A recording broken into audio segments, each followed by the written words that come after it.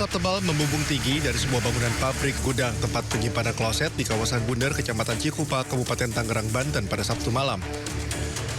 Banyaknya material mudah terbakar membuat api dengan mudah cepat membesar hingga meludeskan seluruh isi dalam bangunan gudang 2 lantai ini. Sebanyak 5 unit mobil damkar, 30 anggota diterjunkan ke lokasi kejadian. Api baru berhasil dipadamkan setelah 3 jam proses pemadaman. Diduga kebakaran disebabkan korsleting listrik pada lantai 2 gudang pabrik.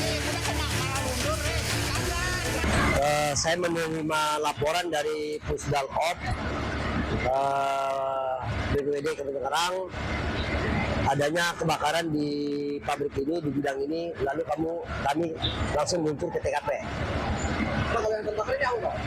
Seperti kloset, bahan keramik yang terbakar. Meski tak ada korban jiwa, namun kerugian akibat kebakaran ini mencapai miliaran rupiah. Sementara kasus kebakaran tengah diselidiki oleh unit reskrim Polsek Cikupa.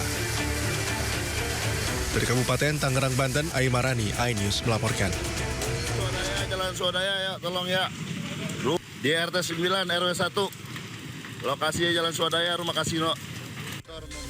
Kobaran api dengan cepat meludeskan seluruh bangunan di Jalan Swadaya, Duren Sawit, Jakarta Timur pagi tadi. Warga berusaha memadamkan api dengan alat seadanya. Baru 1 unit damkar yang menanganinya. Tak sampai 15 menit, belasan unit mobil madam kebakaran dari Sudin Kebakaran Jakarta Timur tiba di lokasi. Agak udah rapuh, kelapanya udah rapuh, hati-hati.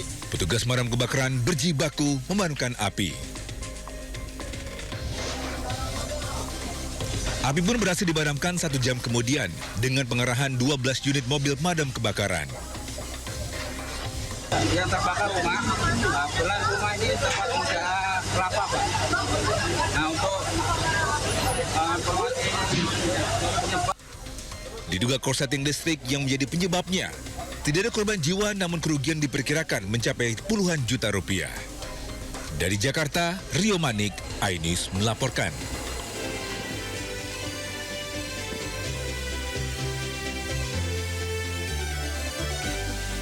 Halo pemirsa, Anda menyaksikan Sido Today, program yang akan menghadirkan informasi-informasi terhangat hari ini bersama saya, Camar Haenda. Dan sebelum kita memulai seluruh rangkaian Sido Today, redaksi kami sudah menyiapkan 3 berita pilihan. Ini dia.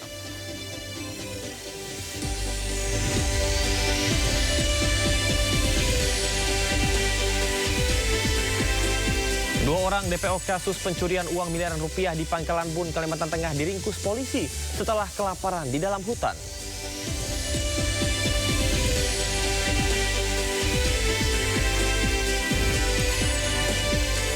DPR janji meniadakan tunjangan rumah anggota DPR hingga memproses anggota bermasalah ke Mahkamah Kehormatan Dewan.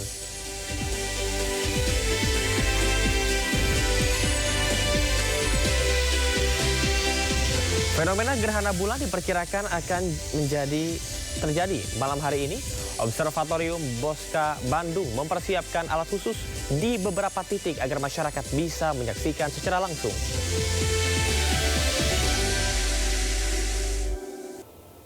Pemirsa, angin kencang merobohkan rumah seorang petani di Kabupaten Jeneponto, Sulawesi Selatan saat kejadian. Aliran listrik juga terputus.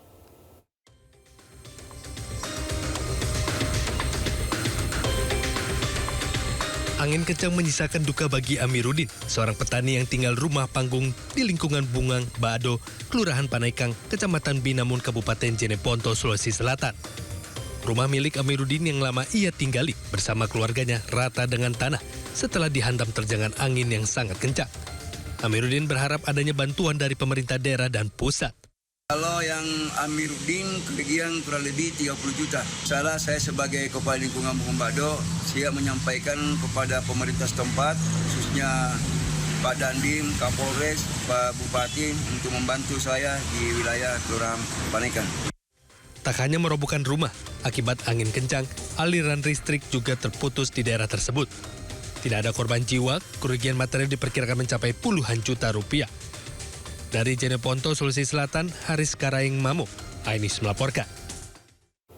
Seorang ibu ditemukan tewas bersama dengan 2 orang anak laki-lakinya yang baru berusia 6 tahun dan 11 bulan. Di rumah kontrakannya di kawasan Banjaran, Kabupaten Bandung. Diduga korban terlebih dahulu menghabisi nyawa 2 buah hatinya sebelum mengakhiri hidupnya.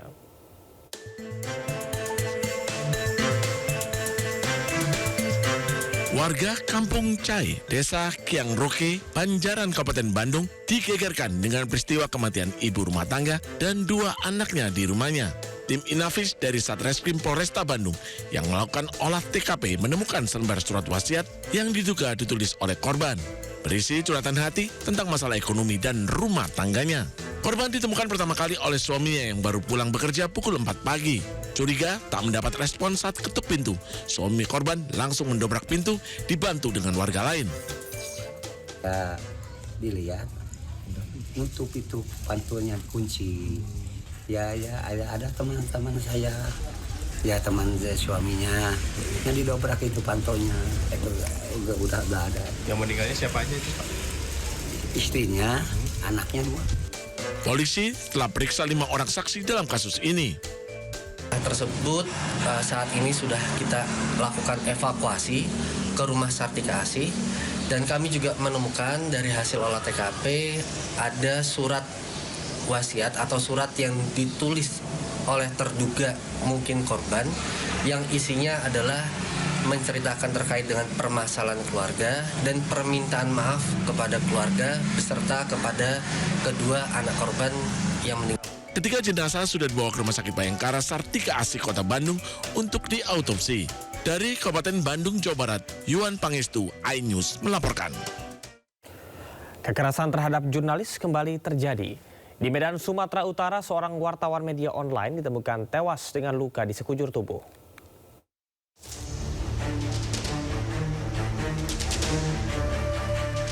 Seorang jurnalis media online di kota Medan, Niko Saragih, tewas dengan sejumlah luka di wajah, tangan, dan kaki. Sebelum dinyatakan tewas, Niko sempat dilarikan ke Rumah Sakit Advent Medan oleh pemilik kos tempat korban tinggal.